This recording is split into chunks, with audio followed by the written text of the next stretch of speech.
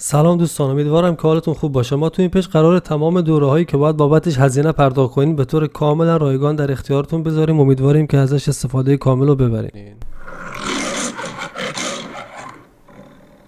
سلام، خوش اومدین به یه ویدیوی دیگه. امروز میخوایم درباره مایندست یا همون طرز فکر صحبت کنیم. طرز فکر انسان‌های موفق برگرفته از 4 تا اصله که بهشون با تمام وجود اعتماد و اعتقاد دارن و بر اساس اون عمل میکنن و زندگیشون رو پیش میبرن. 1. باور داشته باشید که شما مطلقاً میتونید هر کاری رو انجام بدین و قادر به انجام دادن هر کاری که بخواین هستین. مثلا بعضیا هستن که یه فکر یا ایده‌ای به ذهنشون میرسه و میخوان اون رو عملی کنن.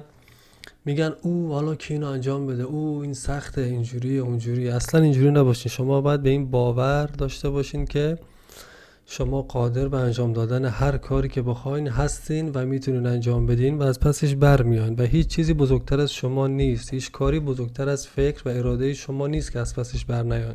میریم سراغ گزینه دوم.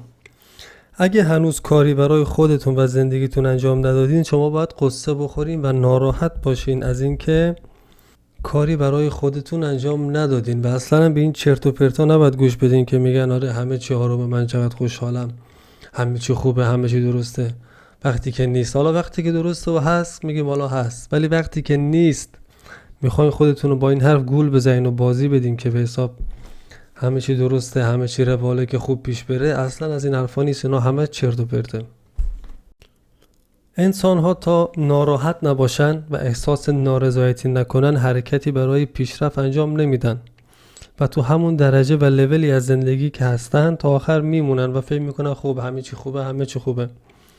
وقتی هم که به خودشون بیان میبینن که بله، بعد چند سال میبینن هیچ کاری انجام ندادن و فقط تو این مدت دارن درجا میزنن با شعار این که همه چی آرومه، من چقدر خوشحالم. اون موقع که هر چی بزنین تو سر خودت حالا بازم فایده داره، ولی چند سال از زندگیت و عمرتو به فنا دادیم. خب میریم سراغ گزینه سوم. گزینه سوم اینه که شما باید باور داشته باشین که هیچ کس قرار نیست بیاد زندگی شما رو تغییر بده و بهتون کمک کنه.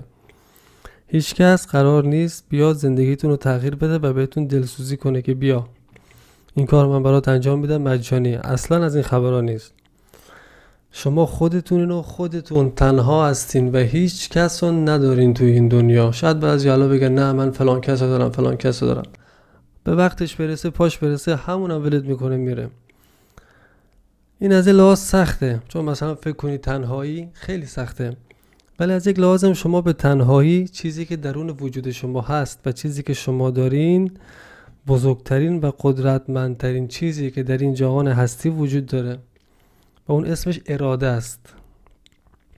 من نمیدونم چرا بیشتر ما دوست داریم که یکی بیاد بهمون یکی پر از پول بده بگه بیا اینو بگیر مال تو، برو حالشو ببر. اصلا همچین چیزی در کار نیست. شما تا پاره نشین، تا خودتون رو جیر ندین، نمیتونید به موفقیت برسین. یه عده هستن که میگن وای اگه من اروپا بودم نمیدونم فلان کارو میکردم، پولدار میشدم، اگه اونجا بودم فلان کارو میکردم. اینا همش شعره. هیچ جای دنیا مثل ایران شما نمیتونید پولدار و موفق بشین.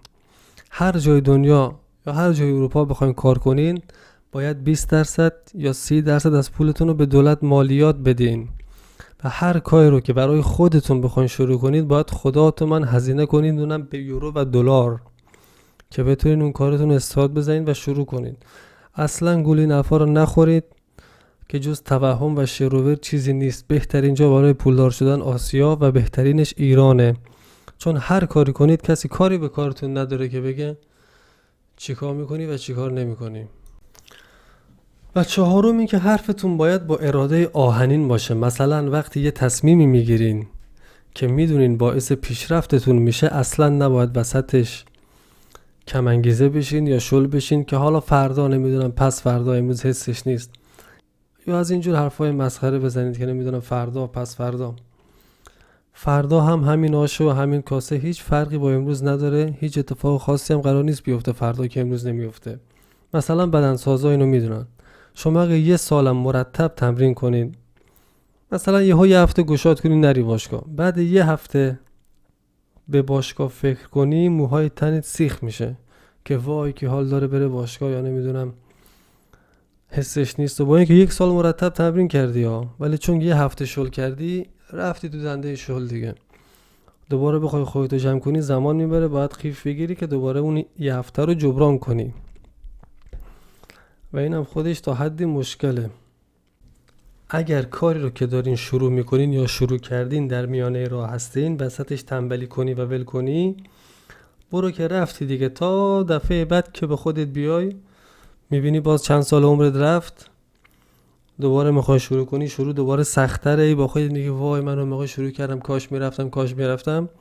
این کاشکیام تو مخته و شروع کردنش سخت‌تر از دفعه قبله، چون فکر میکنی آسان‌تر یه بار انجام دادی و هی باز امروز فردا میکنی و این خودش کارو سخت‌تر میکنه. خب دوستان، ویدیو امروز هم تموم شد. سعی میکنیم که ویدیو رو کوتاه بذاریم تا زیاد خسته نشین، وقتتون رو نگیره. از این ویدیوها استفاده کامل رو ببرین. در پناه حق باشین. خدا نگهدارتون.